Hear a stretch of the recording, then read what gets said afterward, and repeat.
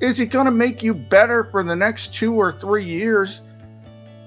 By leaps and bounds, he's going to make you better. He's going to put you in the competition. He's your relevance. There's no guarantees of anything in the NFL. Aaron Rodgers had best evidence of that. He's got one Super Bowl championship. It's not guaranteed you're winning anything, but you're going to be relevant. You're going to be in the conversation. You're going to have an opportunity for the stars to align if you have a arguably top 5, at worst top 10 quarterback. I think he's top 5 still, but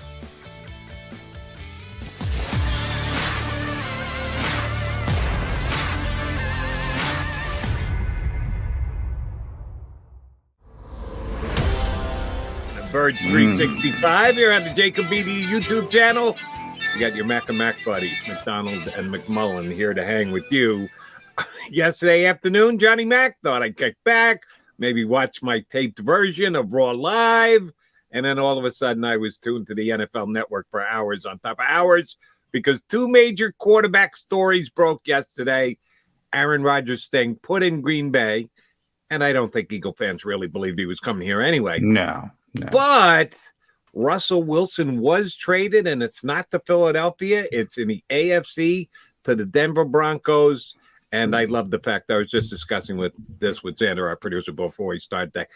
And this is not akin to just Philadelphia. It's everywhere. Either it had to be, what the hell is Howie Roseman thinking? How did he not get a deal done for Russell Wilson? Or, the Eagles dodged a bullet, because if they had given up that deal for Russell Wilson, they never would have been able to put, this is going to be a Herschel Walker type deal for the Seattle Sea. Of course, the answer lies somewhere in the middle. That's a big middle, too. That's a big chasm. Damn big middle. Yeah. Which side of the middle would you say it's closer to? The Eagles missed out on a big opportunity and mishandled their pursuit of Russell Wilson, or, yeah, good thing they didn't, because the price was just too high. Which is it closer to? It's closer to they missed out. And the Eagles know that. I mean, the Eagles, yesterday was such an interesting day, and we're going to get our first guest. But we'll have plenty of time to talk about all these machinations. But it was so interesting on so many levels. And the fact that obviously Aaron agrees to go back to Green Bay, which had become clear in recent days that was going to be the end game. And then all of a sudden you start thinking about the next domino, and Denver went really, really quickly. And the fact that, John Schneider, I always talk about all the time, these guys aren't under oath when they're talking. And John Schneider said, we're not trading Russell Wilson. All of a sudden, boom, he's out. He's gone.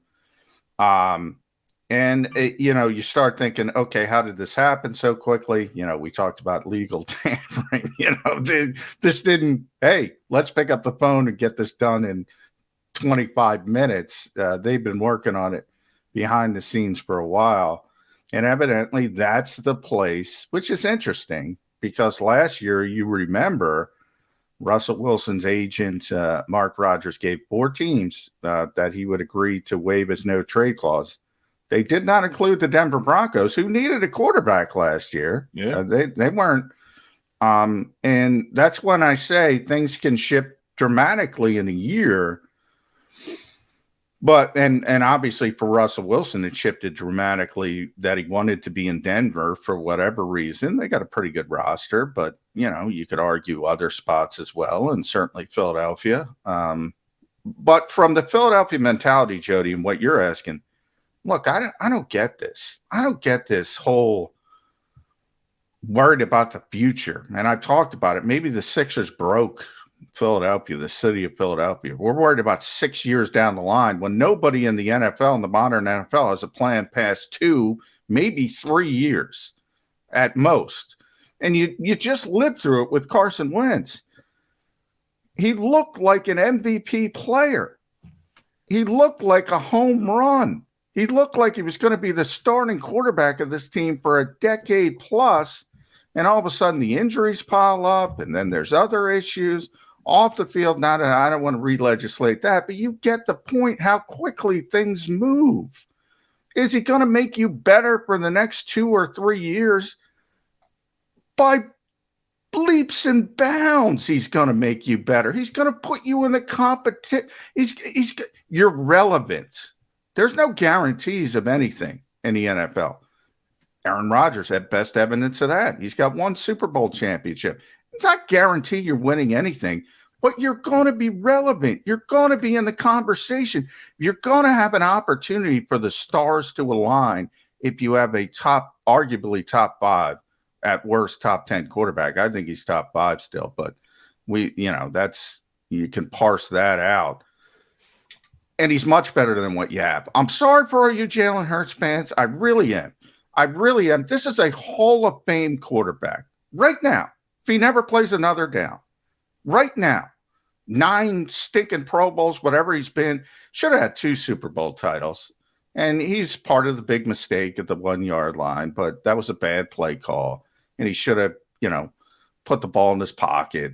But, the point is, he's one play from back-to-back Super Bowl championships. Now, there's other parts. They had a great defense, all that stuff. It's never just the quarterback. This is a true superstar quarterback, and the Eagles know it. All they ever talk about. And that's one of the other weird things, Jody. Joe Banner put up this piece, I don't know if you saw it, on the 33rd team, which our buddy Paul Domovich writes for. And he put up there, he was about Deshaun Watson. We'll get to Deshaun Watson later. That's not important. But all of a sudden, it gets taken down. It gets taken down. It's up there. It says the Eagles are the most likely team to acquire Deshaun Watson. Then it's taken down, and it's gone for half the day before it's put back up with notable edits. They got a call. Joe Banner got a call from the NovaCare complex. And by the way, Joe, I hope you're watching this show, because real journalists don't do that. So when you're sitting there yelling at us all day on Twitter, we don't do that.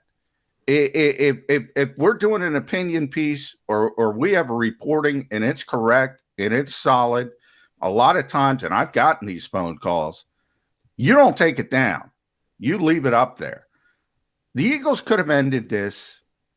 The Eagles are trying to get, and by the way, the Eagles are right. They were trying to get Russell Wilson, and they're going to try to get Deshaun Watson if things clear up in Houston and things are trending in that direction quickly, and we'll talk about that as well.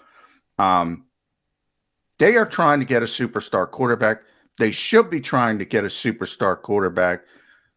Yes, they would have given up the Denver package. Russell Wilson didn't want to come here. He wasn't going to waive his no-trade clause for Philadelphia. You asked me, did I read the Joe Banner piece on the 33rd team before or after editing? The answer is no and no. Why? Because of what you just stated. I don't need to read a piece done by a guy who can be reached by telephone and say, this is wrong, this is wrong, this is wrong, change it now. Oh, okay, take it down, put it back up again. No, I'm not going to be bothered. I don't care whether he was a major executive with the Eagles for years or not. The information I'm getting from him now, I got to trust, and I just don't. So, no, I did not read that piece. Question for you, and yeah, you mentioned that we're going to have our first guest up. I got a good buddy who is the Broncos reporter for KOA in Colorado, who's going to hop aboard. He's been covering the Denver Broncos for the last 5 or 6 or 7 years. Good guy by the name of Brandon Cristal, very good reporter. He's going to hop aboard with us to talk about the Broncos positioning now that they've added Russell Wilson. But Eagles positioning. You're right in that if they get Russell Wilson, they become a better team immediately for 2022, 23, 24, however long it's going to go. Do you think that people's opinions on we got to take the long look on it were changed in 2017? That when the Eagles got their championship, their the Golden Goose, that since then people have said, yeah, we had our parade. I'd rather make sure we get back, rather than take a flyer, rather than push too many chips into the table for short term. Yeah, I just want my team to be good year in and year for a longer period of time. An Andy Reid type run where you're going to the playoffs every single year and you hope one year all the breaks fall your way and you end up with another parade. Do you think the fact that they won their championship has changed Eagle Nation's overall look at how to build the team, whether short-term, all-in success is better or long-range, let's keep this thing going, be good year in, year out, success is the better way to go. Well, it changed. So I guess the bigger question is, why did it change? I don't think it changed for what you're saying, that perspective, because I think Doug Peterson is proof of that. You know, they didn't give Doug Peterson any kind of rope, and he got him that Super Bowl championship. So that indicates to me they want to win year after year after year after year, and nothing less is acceptable. So it is kind of a weird dichotomy. The fact that you're always thinking about the future, but you want to win right now, which is, you know, and that's the most difficult part of all, right? Serving those two masters. You know, it's usually one or the other. You go all in like the Rams, or you start thinking of yourself as rebuilding, transitioning, what the Eagles called it, whatever. So that's why I think it's a generational shift more from my perspective. In the fan base, and I hate to blame everything in the world, but I think you could blame the Ukraine-Russia war on the Sixers as well, as if you would like. You can blame everything on them and what they did. I think they broke a generation of fans in Philadelphia, and they have this. Not everybody, obviously, it's never everybody, but there is a significant group that is always more concerned about the future than they are about right now. And it's weird. It's weird because that's not their job. That's the job of, and you have no control over that. You know, one thing, you know, coaches always talk about the players, executives talk to coaches, blah, blah, blah. It's become a cliche around the NFL. Control what you can control. Well, as a fan, you sure as hell can't control what the Eagles plan is for 4 years down the road. And by the way, as I whisper in the microphone, they don't have a plan for 4 years down the road, Jody. They're one of the most forward-thinking organizations, and they think in 2 or 3 year blocks, at the most 3 years, because they know it's too fluid of a situation to start. Now, when you draft a quarterback, when you draft a young quarterback, there are certain positions that you hope can play for a very long time. Quarterback is one of them. So if you're taking Trevor Lawrence, for instance, last year, you're hoping he's going to be your quarterback for 10, maybe even 15 years. That's your hope.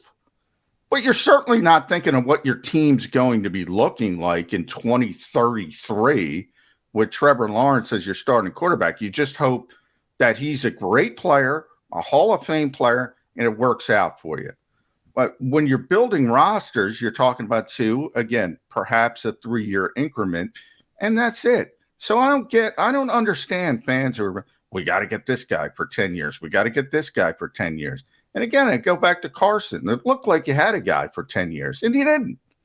You didn't, because there's so many things that can derail that potential from, and it doesn't have to be injuries. It could be injuries. It could be a cocktail of things like it was with Wentz. It could be, you know, Raiders fans were probably saying, we got a great deep threat receiver for years in Henry Ruggs, and all of a sudden he makes a stupid mistake and he's in prison. It's gone. Poof, it's gone. So I don't understand the mentality of always thinking about the future, and especially and by the way, a passionate sports city like Philadelphia. You would think they would want to win and want to win as quickly as possible. And I think they do, but I don't think they see that disconnect. If you're trying to tell me that in your opinion, misguided handling of how you should look at teams in your town here in Philadelphia, that you have to blame Sam Hinkie for it, okay, I'll sign up. Any blame for Sam Hinkie, I'm in for. Put my name on the list of those who are not happy because we have a Sam Hinkie-like mentality here in Philadelphia. Even though I'm okay with the fact that I think people can look at the amount that the Denver Broncos paid for it and go, no, the Eagles would have had to pay more. Because I think it's pretty well documented and figured that Washington wanted no part of trading him to an NFC team. And Russell Wilson, I think geography played a big part of this. He wanted to stay on the West Coast. He didn't want to come east. Denver is more West Coast than it is East Coast. It's not right on top of the ocean out there, but he didn't necessarily want to move himself and his entire family to the East Coast. So I don't think he would have given permission. Yeah, I don't think he would have came here. So from the Eagles' perspective, I don't think it was a matter of not matching. I don't think it ever got to that point because he wasn't coming here. And you're right, and we've had this discussion as well. Seattle wanted him out of the NFC, which you can argue the good or bad of that, but that's what they wanted. They wanted him out of their at least immediate conference and into the AFC. So you're right. I don't think the Eagles had an opportunity. I'm not criticizing the Eagles. I don't think Russell will. If you want to criticize the Eagles for anything, the organization, it will be not having a team that a quarterback like that would want to go to. I mean, then you could start talking about the roster building and how, we talk about you need explosive playmakers, and we talk about Amari Cooper, Mike Williams, players like that. When I said they're not coming here, not at this stage. Yeah, but see, I'm going to cut him slack there too, because I really do think geography had something to do with it. Russ was on record a couple times talking about being on the West Coast, that his family's on the West Coast. He's comfortable on the West Coast. I don't think it just came down to he analyzed the roster. I'll give you my opinion right now. Eagles roster, Denver roster before yesterday's trade, pretty damn even. The Eagles made the playoffs. The Broncos didn't. Now, yeah, I think it's more perception than anything else when it comes to my players. perception. How did in reality? Sometimes you got to take a peek at reality to focus your perception. How'd the Eagles make the playoffs and Denver's for the last 5 years? Yeah, I mean, if you could get a player in a room and explain these situations, but unfortunately, players are geared up into perception a lot of times more than the reality of a situation. If they have, a big name, Cortland Sutton, Jerry Jeudy, these are I'm going to throw to Javonte Williams. Maybe the entirety of the team is better in Philadelphia. And I think you could make a strong argument that that's the case. But, the perception from a quarterback is probably looking at those guys and saying, that's probably better than what is in Philadelphia. But I also think you're right. Had nothing to do with that. He didn't want to come here for whatever reason. Deshaun Watson wanted to play in Miami for whatever reason. I mean, sometimes it just comes down to players want to play in a certain spot. You're right. And if they have the say so, that they've got a no trade clause and they basically can dictate terms, there's nothing you can do about it. And if the guy didn't want to come here, if Deshaun Watson doesn't want to come here, and he's the only one left, and we've got some Deshaun Watson legal issues to deal with and discuss today, we can discuss them. We're going to discuss them. We don't know what Deshaun Watson's stance will be when presented with a trade. Whether he'll say, I could go play for the Eagles or not. But we now, after Russell Wilson is traded, are pretty sure that Philadelphia was never really an option for Russell Wilson. All right, we'll take our first time out of the day. I just mentioned to you a couple minutes ago, our first guest is a guy who's been covering the Broncos for years out in Denver, Bronco reporter for KOA Colorado. Brandon Cristal should be streaming on in with us here on Birds 365.